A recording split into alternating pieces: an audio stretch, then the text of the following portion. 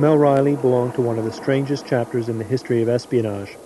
Strange because it involved something that supposedly doesn't exist, the psychic ability known as extrasensory perception. The culture of Western science has tended to treat such things as fantasy and folklore, but the culture of espionage, always on the lookout for new ways of gathering intelligence, has tended to be more open-minded. When I was first introduced to this idea of parapsychology, I was very skeptical. Then I began to think about it, and we all know of people who seem to have some kind of psychic powers. Just last night, by coincidence, I was watching a movie, and in it, one of the characters, on 2 occasions, had a physical vibration and a psychic impulse that something was happening to one of her children who was distant from her. People watching that movie wouldn't say that was crazy or absurd or out of the question. We all think there are people who have those kinds of impulses.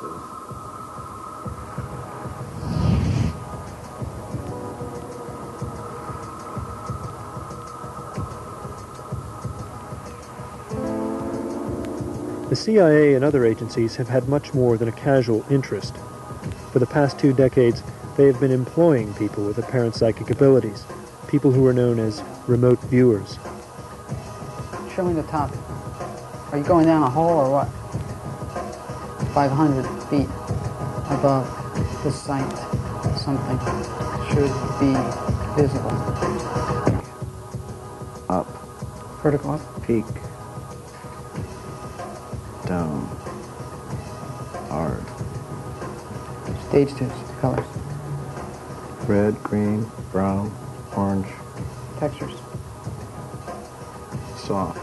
How it all works, nobody knows.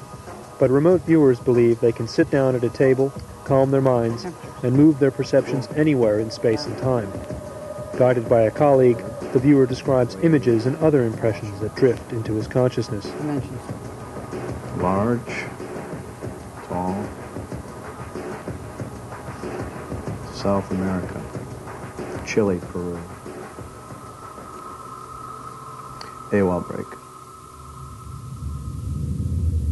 The use of remote viewers goes back more than 2 decades, to the dark days of the Cold War, a time when intelligence reports suggested that the Soviets were trying to turn psychic phenomena into the ultimate weapons. It appears to have been a watershed in Soviet research, and I say Soviet because it wasn't just Russian, it was Georgian and other nationalities. And prior contacts between unofficial Soviet citizens and the West dried up, and the whole program appeared to go classified, hidden from view, and was presumed to be funded either by the KGB, the military, or some other, quote, governmental interest.